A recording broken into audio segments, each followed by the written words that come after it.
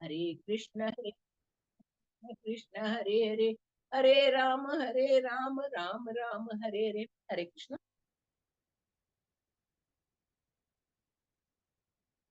ये नया अध्याय ध्रुव महाराज का गृहत्याग बना। इसके पहले हम लोगों ने 7वां अध्याय में हम लोगों ने देख चुका। दक्ष प्रजापति प्रजापति होने पर भी उसने किस तरह वैष्णव अपराध करके अपना बकरी को सर लगाना, हम लोग अभी पिछले इसमें देखा। फिर उसके बाद माँ बकरी के सर लगाने के बाद उन्होंने इतना पश्चाताप किया, बहुत दुख किया, और अपनी बेटी का भी याद करके बहुत दुखी हुआ। और सामने शिव जी को देखे, और शिव जी का भी स्तुति किया, और पश्चाताप से दग्ध होके उन्होंने शिव जी का स्तुति। ये हम लोग पिछले श्लोक में, पिछले अध्याय में, पिछले 7वें अध्याय में हम लोगों ने पूरा पढ़ा, सुना किस तरह वैष्णव अपराध से पतन हो जाता है, ये हम लोगों ने पढ़ा। उसके बाद दोबारा उन्होंने यज्ञ किया। दोबारा यज्ञ करने के बाद भगवान उसका यज्ञ सुंदर ढंग से यज्ञ किया, तो भगवान प्रसन्न होके उनका यज्ञ भाग स्वीकार कर किया और प्रत्यक्ष दर्शन दिया। अष्टभुजा रूप में भगवान ने दर्शन दिया और सब लोग स्तुति किया ना, हम लोग देखा। दक्ष प्रजापति, शिव जी, सब ब्राह्मण पति, देवता लोग, सब सब सब लोग उनका स्तुति बना। इसके बाद अभी एक चैप्टर ध्रुव महाराज के बारे में बता रहे। ध्रुव महाराज का कहानी अभी ऐसे देखे तो दक्ष प्रजापति भी श्रेष्ठ उच्च स्थान पे थे, वो भी भगवान के भक्त थे। और इधर हम लोग प्रहलाद महाराज का, सॉरी, ध्रुव महाराज का कथा सुन रहे। ध्रुव महाराज इतना छोटा बालक, वो पिता से अपमानित होकर, वो सौतेली माँ से अपमानित होकर वो भगवान का दर्शन करता है, भगवान को देखता है। तो उसका उसके मन में कैसा भाव है, वो बोलता है ना, मुझे कुछ नहीं चाहिए आप, मैं कांच के टुकड़े के लिए मैंने तपस्या की थी, मगर आप हीरे मिल गए। मगर दक्ष प्रजापति को सब था, मगर उन्होंने क्या किया, अहंकारवश अहंकारवश वैष्णव अपराध किए। ये हम लोग देखते हैं। चैतन्य महाप्रभु भी बार बार ध्रुव महाराज की कथा, प्रहलाद महाराज की कथा, ध्रुव महाराज की कथा बार बार सुनना चाहते थे, क्योंकि इस कथा में ऐसे भक्ति के ज्ञान भरा हुआ है, वो हम लोग को जानना है। और इस पहले श्लोक में मैत्रेय ऋषि बोल रहे,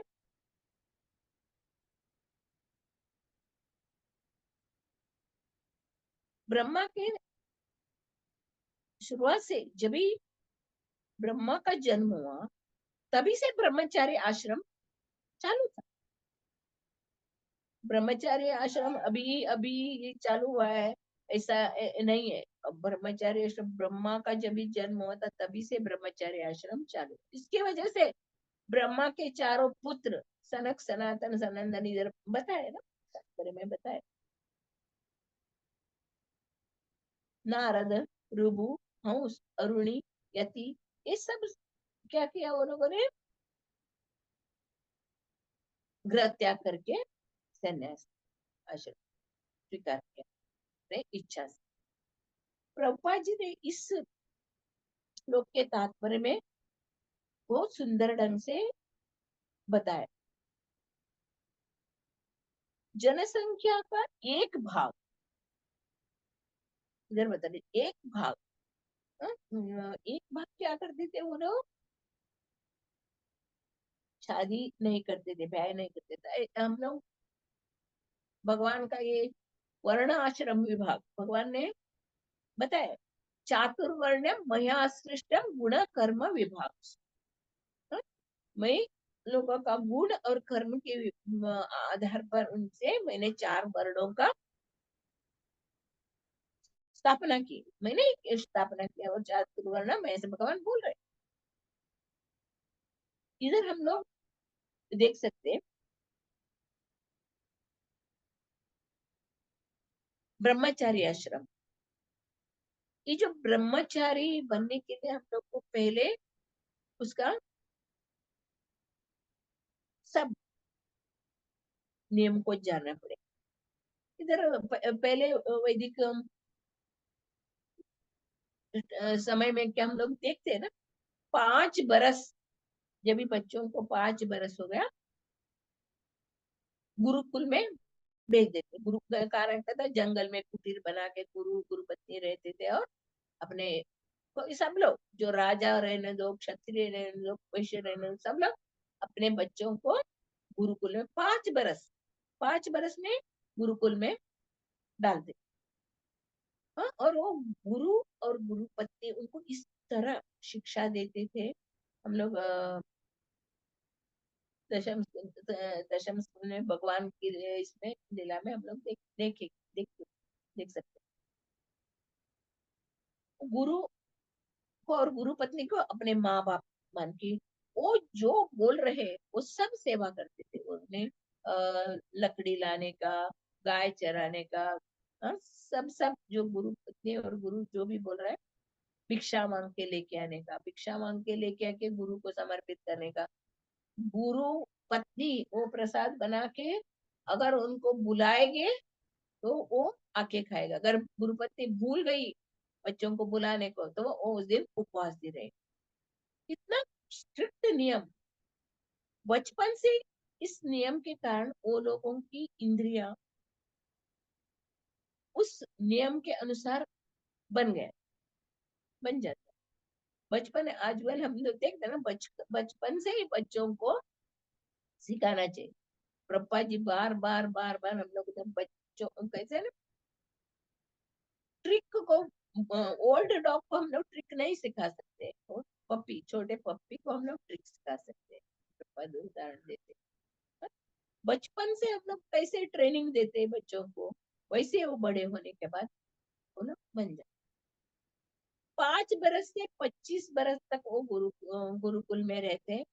वो लोग ऐसे नियम, सभी वेद शास्त्र सब सब सब वो लोग जानते हैं, सभी से पारंगत रहते, कुछ ये नहीं रहता, वैसे सब वो सीख लेते। प्रभुपाद जी ने देखा है ना, हम लोग प्रभुपाद जी के जीवन चरित्र, प्रभुपाद जी जब भी पाश्चात्य देश में जाते, पाश्चात्य देश में गए तो उधर कैसे लोग थे, वो लोग हिप्पी लोग, पूरा पूरा म्लेच्छ थे, उनको कुछ मालूम नहीं था, कुछ था, मगर प्रभुपाद जी ने उनको ट्रेनिंग, उनको सब ट्रेनिंग दिया, पहले ट्रेनिंग दिया, फिर प्रसाद खिलाया। ट्रेनिंग देके उनको प्रसाद खिलाया।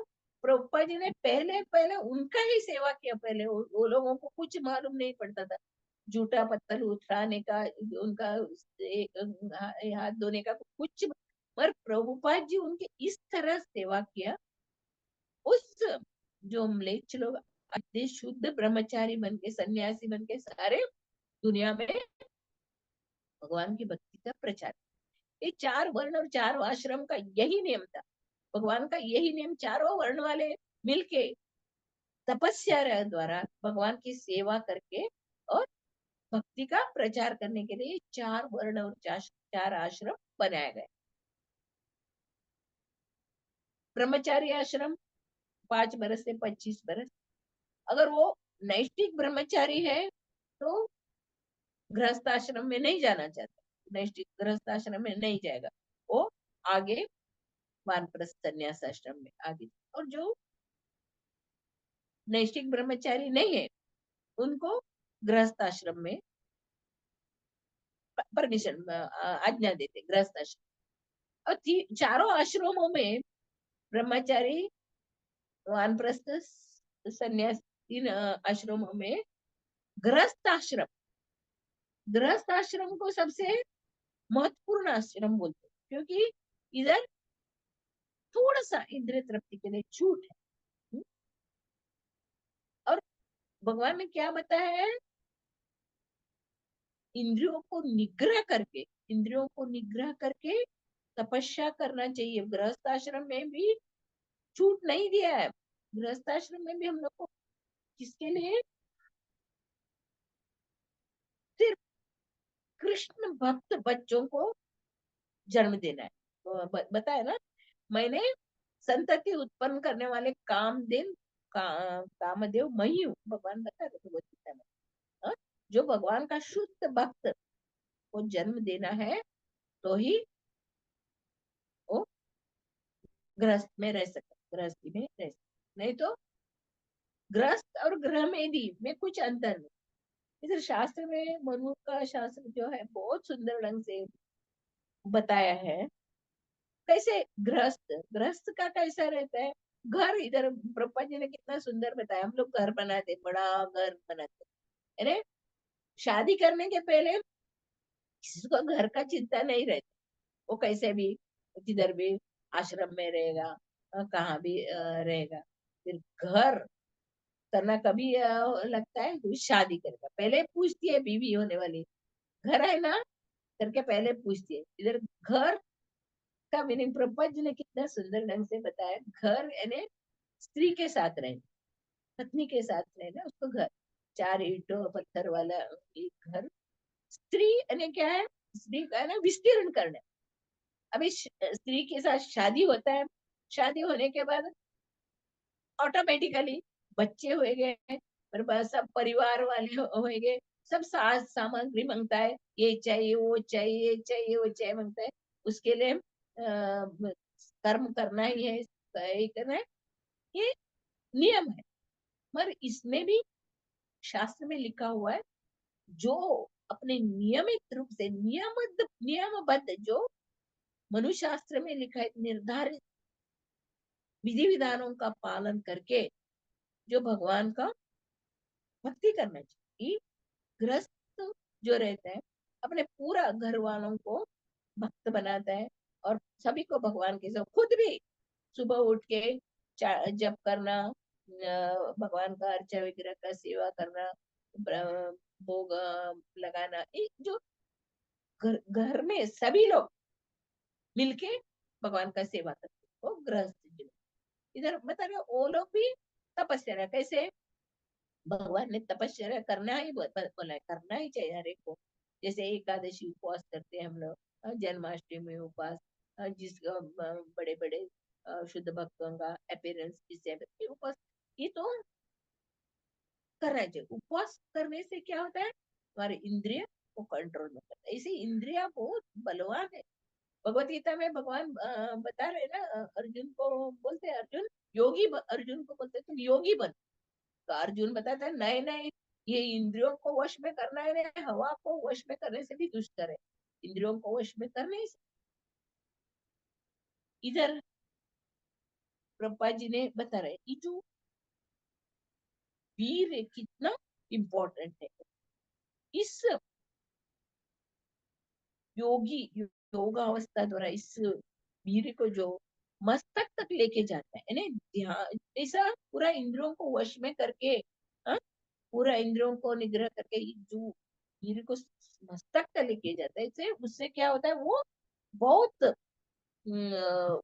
अद्भुत कार्य कर सकता है, क्योंकि उसका स्मरण शक्ति अत्यंत तीव्र हो जाती है और आयु बढ़ जाती है। इस प्रकार योगी सभी प्रकार की तपस्याएं अधिक स्थिरता से कर सकते हैं और सर्वोच्च सिद्धावस्था को, यहाँ तक कि वैकुंठ लोक को भी प्राप्त। ये जो रेतस यानी वीर जो इसको कंट्रोल में करके इसको हम लोग भगवान की ध्यान तपस्या करने के लिए उसको उपयोग करें तो हमारा मनुष्य जीवन सार्थक हो जाएगा, नहीं तो उसका पतन करेगा। तो क्या है, अभी देखते हैं हम लोग भौतिक दुनिया में सभी किसके आधार पर भौतिक दुनिया खड़ा है, काम के आधार। सभी विज्ञापन में स्त्री की ऑफिस में स्त्री, ऐसे सब जगह स्त्रियों को रख के वो लोग किस तरह युवकों का फंसा रहे, युवकों को फंसा रहे, हम लोग देख रहे। ये महत्वपूर्ण श्लोक है, हम लोग को समझना चाहिए, बहुत ध्यान से हम लोग को समझना चाहिए। इधर ब्रह्मा जी के पुत्र ब्रह्मचर्य, सनक, सनातन, सनंदन, सनत कुमार, नारद मुनि। नारद मुनि को भी ब्रह्मा जी बहुत बोलते हैं, ये चारों कुमार लोग बोलते हैं नहीं, ब्रह्मा जी उनको बोलते हैं जो संतति उत्पन्न करो, प्रजा का उत्पन्न करो, करके बोलते हैं। वो लोग बोलते हैं नहीं, हम लोग ब्रह्मचारी बने, हम लोग को तपस्या करना है। वो चारों लोग चले जाते। फिर नारद मुनि के पीछे लगते ब्रह्मा जी। नारद को बोलते आप तो मेरे बात मानते हो, आप तो सुनो, आप तो शादी करो, आप तो शादी करो। नारद मुनि भी तैयार नहीं होते, नहीं नहीं नहीं, नहीं शादी करेगा। इसके लिए ब्रह्मा जी को गुस्सा आता है। ये जो इंद्रियों को वश में करके मन को भगवान में लगाना बहुत कठिन है। मगर कैसे इधर भगवान इसके लिए भी ये उपाय बताए। हम लोग उदाहरण से देख सकते हैं ना, सर्कस में हम लोग देखते हैं शेर, हाथी को लाके सर्कस में वो लोग कैसे बोल रहे हैं वैसे कर रहे हैं। हाँ? हाथी नाचता है, और शेर वो सर्कस वाला कैसे बोलता है वैसा करता है। इसका कैसे वो लोगों ने क्या किया, वो जिसको पकड़ के लेके आते हैं, हाथी या शेर को पकड़ के लेते हैं, उसको पहले उपवास कराते हैं, उसको पहले खाने नहीं देंगे, बाद में वो लोग को कुछ कुछ उनको सिखाते, उसके बाद करने के बाद, सिखाने के बाद उसको थोड़ा खाना देते, वो सिखाते हैं, खाना देते, फिर वो धीरे धीरे धीरे धीरे धीरे धीरे वो सर्कस जो रहता है मैंने उसको जो बोलते हैं वैसे करने लगे। वैसे तो प्रभुपाद जी ने अपने पाश्चात्य देशों को वैसे उनको पहले उनको सब शिक्षा दिया, उनको प्रसाद दिया, और उनका शुद्ध भक्त बना दिया। इंद्रिया भी बहुत खतरनाक है। भगवान ने द्वितीय अध्याय में बताया ना, हमारा ये पांचों इंद्रिया इतने खतरनाक है। चार इंद्रियों को वश में किया हम लोग, एक को छूट मिला तो वो इंद्रिया क्या करेगा, हम लोग को लेके जाके भाउंडर में, समुद्र में फेंक देगा हम लोग, यानी इतना खतरनाक। अगर हम लोग को इंद्रियों को वश में करना है ना, हम लोग को पहले करना चाहिए भगवान के शरण में जाना, तपस्या, काया वाचा मनसा। शरीर को हम लोग भगवान का सेवा में लगा रहे, और वाणी को भगवान के गुणगान में, मन को भी भगवान के चरण में हम लोग जब भी केंद्रित करेंगे तो ऑटोमेटिकली ये इंद्रिया वश में होगा। वश में होगा, नहीं तो इसको वश में करना बहुत कठिन है। इस कलयुग में हम लोग देख रहे हैं, जो बड़े बड़े मिनिस्टर लोग, वो लोग प्रजा का देखभाल नहीं कर रहे, वो लोग अपने कुर्सी का, अपने इसका ही देखभाल कर रहे हैं। मुझे प्रजा लोगों का कैसे उनका उन्नति होगा, कैसे उद्धार होएगा, वो नहीं देखते। पहले जो राजा महाराजा लोग, राज ऋषि होते थे ना, वो लोग खुद पालन करते थे और प्रजा को भी उसका पालन करना पड़ता था। हम लोग देखते हैं ना, बड़े बड़े राजा महाराजा लोग, फिर सब लोग एकादशी उपवास करेंगे। राम का राज्य में भी देखो, भगवान कृष्ण के इसमें भी देखो, सब लोग जो राजा का जैसा आज्ञा रहता है वैसे ही वो लोग फॉलो करते हैं। उसका उल्लंघन करेगा तो उनको पनिशमेंट मिल जाता है। कैसे इधर बता रहे थे ना, जो किसी को भी वध कर देता है, किसी का भी वध कर देता है तो उसको क्या, मनुष्य शास्त्र में क्या है, उसका तुरंत उसको मार देना चाहिए, उसका वध कर देना चाहिए। तो क्या होएगा, वो पाप का प्रायश्चित इधर ही खत्म करके अगला जन्म उसको अच्छा जन्म मिलेगा। पर अभी क्या हो रहा है कलयुग में, कितने सारे पाप कर रहे हैं, किसका वो सोए हुए रास्ते के ऊपर उनके ऊपर गाड़ी चला के कितने लोगों को मार रहे हैं, जो खून खराबी, इतना पाप कर्म बढ़ रहा है कलयुग में। पर उन लोग को इसको सजा नहीं है, उन लोग को छोड़ देते। इसके वजह से क्या होता है, उन लोग को अगला जन्म उनको बहुत कष्ट भोगना पड़ता है, बहुत कष्ट भोग के बहुत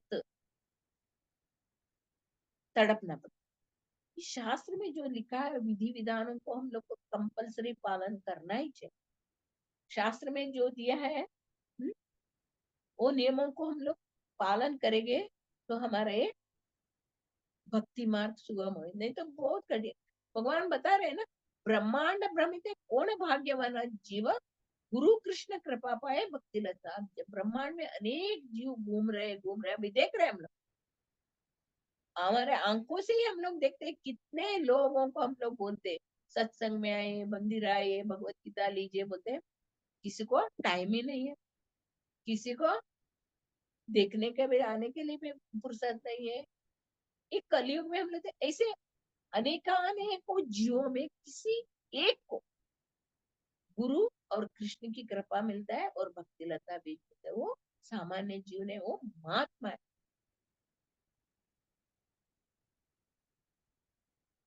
भगवत गीता में भी भगवान बता रहे ना, जो पापी तापी भी रहने दो, कोई भी रहने दो, कितना भी पापी तापी रहने दो, मेरी शरण में आ जाओ, मैं तुरंत आपका पाप को नष्ट कर मैं। ऐसे हम लोग देखते हैं विश्वामित्र ऋषि कितने हजारों बरस तपस्या करके सिर्फ मेनका के घुंघरू की आवाज से पतन हो गया। 100 मुनि पानी के अंदर बैठ के और तपस्या में, उधर मछली का संग देखे। यानी इंद्रियां ऐसे आसानी से वश में नहीं होता है, उसको कंट्रोल करने के लिए भगवान की शरण में जाना चाहिए। भगवान हरिदास ठाकुर 3 लाख भगवान का नाम लेते थे, 3 लाख भगवान का नाम लेते थे, तो आसानी से वो उसको व्रत भंग करने के लिए वेश्या को भेजे थे, मगर उसने वो वेश्या को भी भक्त बना, हम्म, वेश्या को भी भक्त बना दिया। इसे हम लोग चैतन्य चरितामृत में लिखते हैं। प्रहलाद महाराज की शिक्षा, प्रहलाद महाराज क्या बता रहे हैं हम लोग को, कौमारो आश्चर्य प्राज्ञ धर्मा भागवत। कुमार अवस्था 5 बरस की अवस्था से बच्चों को भक्ति में लाना चाहिए, भगवान को भक्ति की शिक्षा देना चाहिए। प्रहलाद महाराज की शिक्षा में बहुत सुंदर रूप से बताया हुआ है।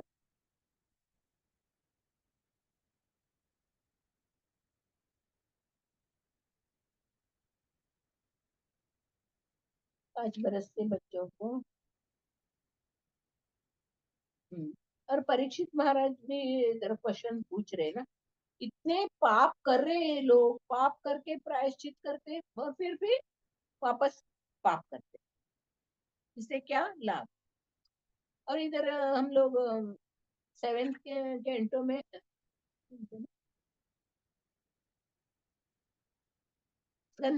छठा स्कंद में हम लोग एक श्लोक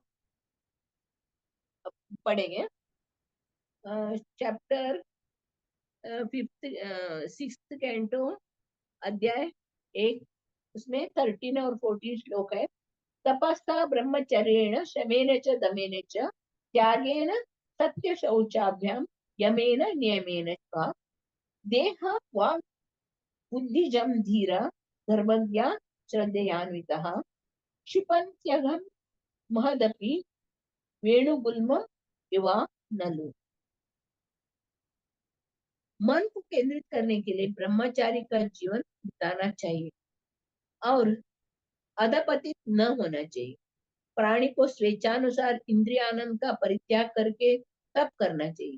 तदुपरांत मन निग्रह और इंद्रिय निग्रह करना चाहिए, दान देना चाहिए, सत्यानुगामी होना चाहिए, शुचि और अहिंसक होना चाहिए, यम नियम का पालन करना चाहिए, नियमित प्रभु का पवित्र नाम जपना चाहिए।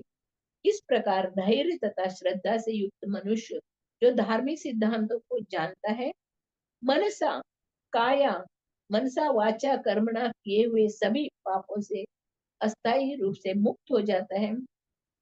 ये पाप बांस के वृक्ष के नीचे पड़े हुए लताओं के सूखे पत्तों के सदृश है, जो आग के जल जो आग से जल तो सकते हैं, परंतु जिनकी जड़ें पहला मौका पाते ही, वर्षा का पहला पानी पड़ते ही पुनः अंकुरित होने के लिए अनजान ही रह जाते हैं। नहीं? हम लोग ऊपर से हम लोग कर रहे, भक्ति कर रहे, मगर जब तक हम लोग शरणागत नहीं होते, भगवान को शरणागत नहीं होते, तब तक हमारे अंदर पाप का बीज रहता ही है। उसको कभी भी मौका मिलते ही, जैसे जंगल में पूरा आग लग के सब जल जाता है, तो जल जाता है, बांस का सब जल जाता है, मगर जब भी बारिश होते हैं तो बांस के नीचे का जो एक मूल रहता है ना, वो उसमें अंकुरित हो जाता है। ऐसे हमारे अंदर पाप कर्म तो है ही, और पाप के वजह से हम लोग को वापस इधर मनुष्य जन्म में आए हैं ना। हम लोग पिछले जन्म में पाप कर्म किए थे, इसके लिए इस जन्म में आए। हाँ? उसको समझना चाहिए हम लोग को। हमारा ये मनुष्य जन्म मिला है हम लोग को भगवत धाम जाने के लिए। पिछले जन्म के पाप कर्म के कर्म से हम लोग को इस शरीर मिला है। इस जन्म में हम लोग वापस पाप करेगा तो वापस हम लोग को जन्म मृत्यु के बंधन में फंसना पड़ेगा। वापस हम लोग मनुष्य जन्म मिलना ये नहीं है। इधर इसमें तात्पर्य में बताया है कि यानी ब्रह्मचारी के लिए क्या क्या करना चाहिए। मन और इंद्रियों पर पूर्ण नियंत्रण और उनका किसी एक प्रकार के कार्य की गतिविधि पर पूर्ण केंद्रित करण तब कहलाता। तब पहले भगवान भगवान का सेवा करना, भगवान का ध्यान करना, भगवान में लगना। इधर बता रहे एक ही विधि, एक प्रकार के कार्य की गतिविधि पर पूर्ण केंद्रित करना तब है। हमारा श्री कृष्ण भावनामृत आंदोलन लोगों को सिखा रहा है कि किस प्रकार मन को भक्ति मार्ग में केंद्रित करें। इस भक्ति मार्ग में हम लोग प्रभुपाद जी की कृपा से हम लोग सीख रहे। यह प्रथम श्रेणी का तप है। ब्रह्मचर्य अविवाहित जीवन या कौमार के 8 दृष्टिपथ है। बता रहे ब्रह्मचर्य, अविवाहित जीवन और कौमार के 8 दृष्ट पथ है। क्या क्या है? ब्रह्मचारी को स्त्रियों के संबंध में सोचना न चाहिए, स्त्री संभोग की चर्चा न करनी चाहिए, स्त्रियों के साथ खेलना न चाहिए, स्त्रियों की ओर वासनामयी दृष्टि से देखना न चाहिए, स्त्रियों से घुल मिलकर बातें न करनी चाहिए, स्त्री प्रसंग में रत होने का निर्णय न करना चाहिए, स्त्री प्रसंग में रत होने का प्रयत्न न करना चाहिए, और न ही स्त्री प्रसंग करना चाहिए। स्त्रियों से बात करना तो दूर, ब्रह्मचारी को उनके बारे में सोच और उनकी ओर देखना तक न चाहिए। यह प्रथम श्रेणी की ब्रह्मचर्य है ना? इतना नियम है। चैतन्य महाप्रभु का इसमें चैतन्य चरितामृत में देखते हैं हम लोग, छोटा हरिदास उसने क्या किया, उसने भगवान के लिए, चैतन्य महाप्रभु के लिए प्रसाद बनाने के लिए थोड़ा अच्छा चावल, उसके अंदर कुछ ये नहीं था, मगर उन्होंने भगवान को प्रसाद के लिए अच्छा चावल मांगा। स्त्री के साथ उसने वो चावल मांग के लेके आया, तो चैतन्य महाप्रभु ने उसको क्या दिया, अपने संग से उसको हटा। अंत तक वो कितना तड़पड़ा, उसने बहुत एक किया। हाँ, फिर लास्ट में उसने प्राण त्याग कर दिया, क्योंकि महाप्रभु के संग से दूर हो गया, महाप्रभु के संग से दूर हो गया करके उसने अपना प्राण प्रभुपा जी बता रहे, सॉरी प्रभुपा जी तात्पर्य में बता रहे, और चैतन्य महाप्रभु बता रहे, वो मेरे ध्यान में है वो उसका मैंने एडिकेट यानी उसका मुझे मालूम है। हाँ, वो भगवत धाम गया है, वो उसका मुझे मालूम है क्यों मैंने ऐसा किया, क्योंकि आगे आने वाले को सबको वो स्ट्रिक्ट नियम है, तो ब्रह्मचारी रहना, सन्यासी रहना, तो ऐसे बिहेव करना चाहिए करके ये जो ब्रह्मचारी आश्रम के बारे में बहुत सुंदर रूप से प्रभुपाद जी ने इसमें बताया है। आगे जाके ब्रह्मा जी के वो संतानों के बारे में ध्रुव महाराज का सब पता होगा। इसमें सिर्फ ब्रह्मचारी जीवन कैसे बिताना चाहिए उसके बारे में बताया।